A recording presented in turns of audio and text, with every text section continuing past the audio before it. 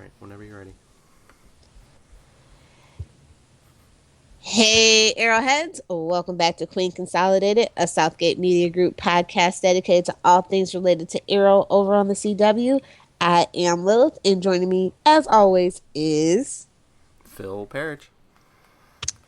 So, up for discussion today is issue 9, part 9 of 10 of Quiver. It's called The Weird World of Stanley and His Monster, and this is where things get weird.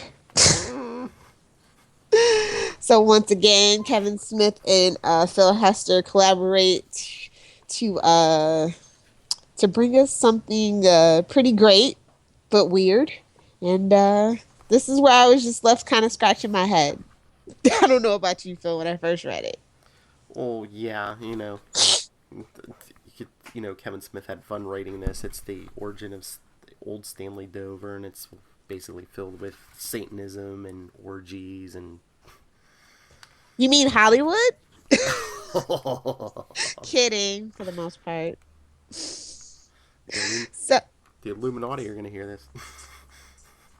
basically, But yeah, I mean, so this is basically just the origin. yeah. So got a couple flashbacks, and we got some we had Dream in here, and I'm just like, really? Mm. And then also we had a couple people that were only for single appearances in the flashback. So Mm-hmm. yep.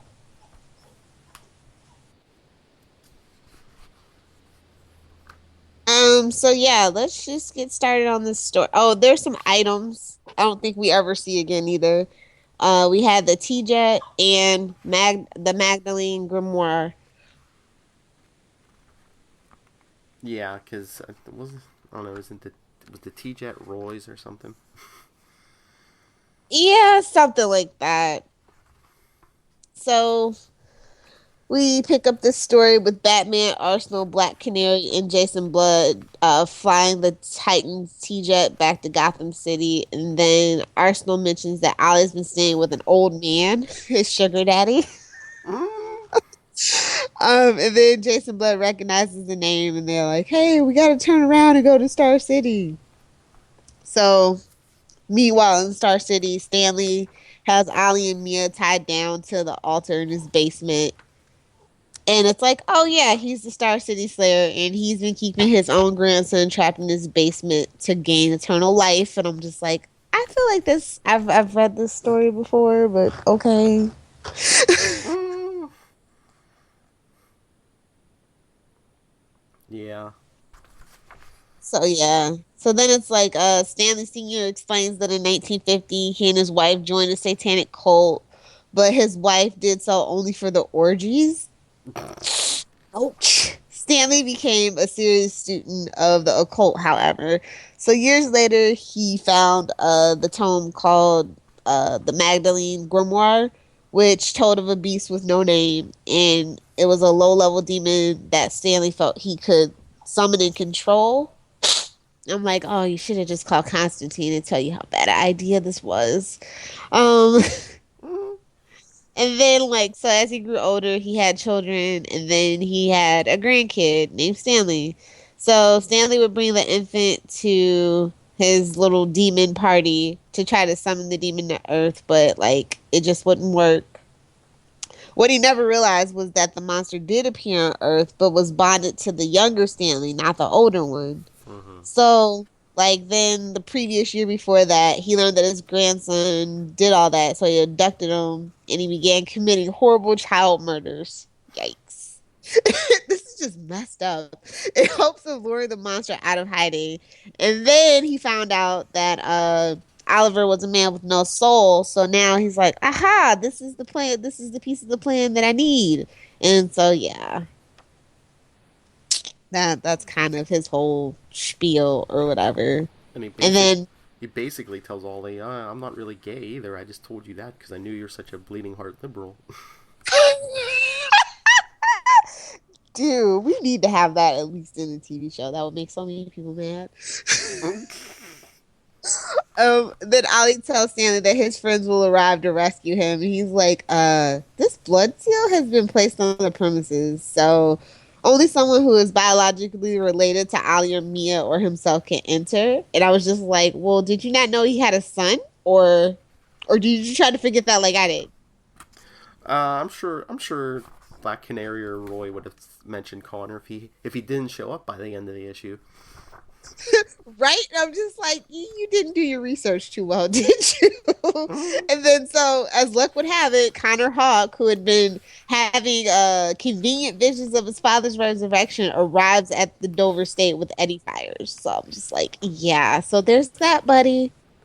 Do you think it's convenient, or could have been Hal like whispering in Connor's ear saying your father needs you?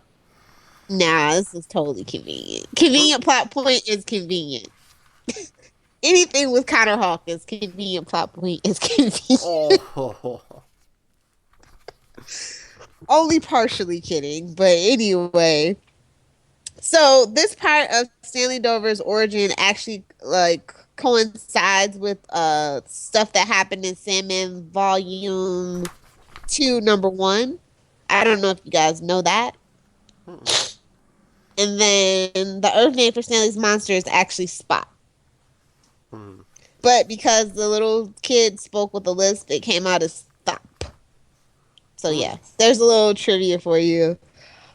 Also, that Stanley Dover's neighbor, Mrs. Swatchbach, is likely named after Jennifer Swatchbach, the wife of Kevin Smith.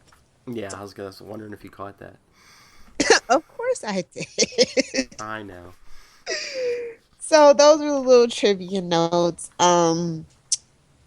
Yeah, this was just really a trippy issue, and I'm just like, where is Black Canary? Come on already. But yeah, I thought that was a pretty cool, weird, trippy issue. I just wanted to get to the end so everybody could team up and defeat the monster, basically. I was ready. Yeah. Okay, here's my question. So Jason Blood knew of Stanley, old Stanley, but Stanley really wasn't that powerful yet, so why didn't Jason Blood take care of him before this became like a big crisis? Maybe they met at an orgy. Who knows? Convenient plot point is convenient. It happens to even the best of us, so. Yeah. But I do love the cover. Like, the monster looks like a purple version of Sully from Monsters, Inc. Right? Right? Yeah, kinda. So, yeah. This is my least favorite issue. And it's still good, but it's just my least favorite issue. Because it's just like basically all about Stanley. Yeah, it's all exposition, and I'm never here for exposition for the most part. I think Arrow's Island flashbacks have burned me out on expositional storytelling. Well, this issue is basically the villain twirling his mustache and be like, let me tell you everything about my evil plot. Yes, and I hate that as well. It's like, I'm not watching G.I. Joe here, okay? I know. I mean, he told him his whole life story, It's like, okay. Meanwhile, Ollie's like got a little file out of the quiver. He's like escaping his chains. I know. He should have just been like, the next to last page should have been Ollie saying, dude, I don't care. That would have made it just a slight bit better, just to be honest. Just Ollie, just a big splash page of Ollie and Mia rolling their eyes. Mm-hmm. Did you have a favorite? Speaking of which, did you have a favorite panel? Let's see. Got to be careful with this issue. Don't want to be like, no, it's that orgy scene. No, because there's not like a lot of. I know you won't pick this one. I'll pick the last page with when Connor shows up. Actually, it's my favorite one is hold on.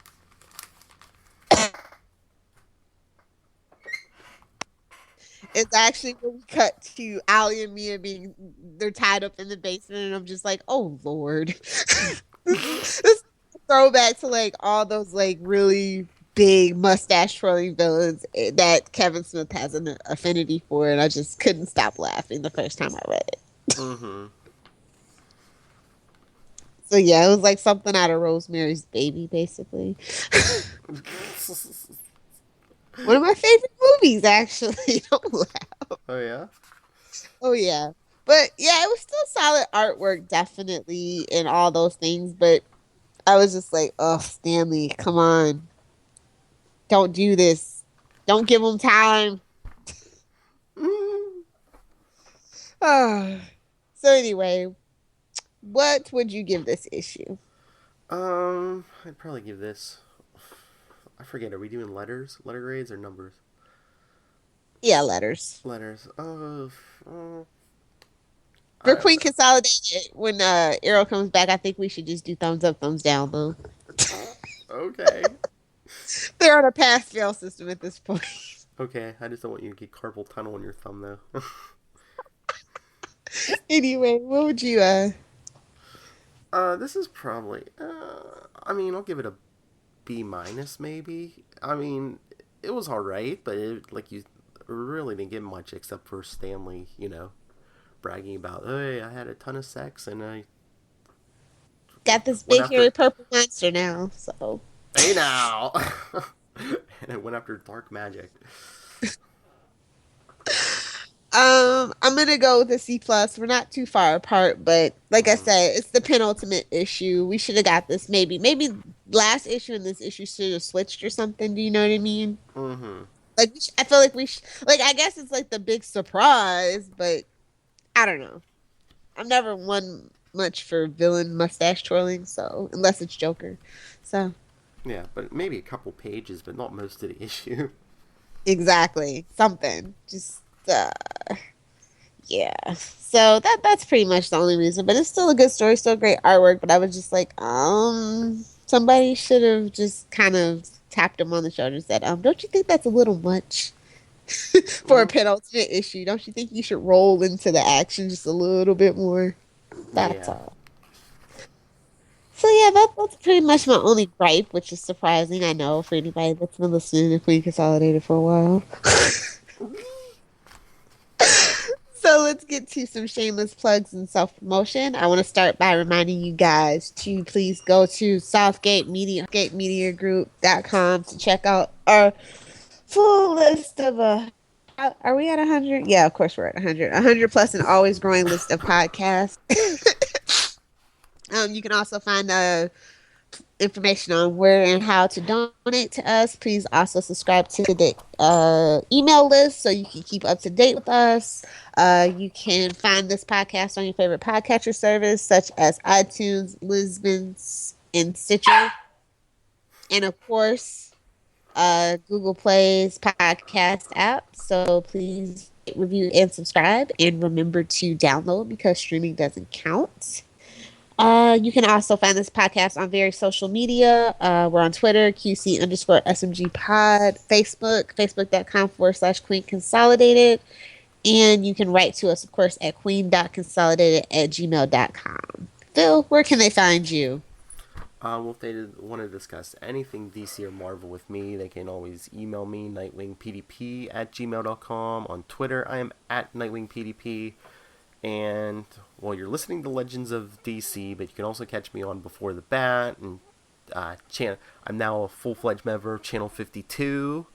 And if you like Marvel stuff, check out Enough Said, where a bunch of us discuss Marvel, including Charlie Esser and I, every week. So check those all out. Like Lilith said, 100 podcasts, and me and her are probably on half of them. As for me, you guys can find me on Twitter at Lilith Hellfire. Tumblr, it's LilithHellfire.com and LilithHellfire.com. So that's pretty much it. We are still stuck on a hellish island called Hiatus for just a little bit longer. So please do be sure to stay tuned in to keep a little sane.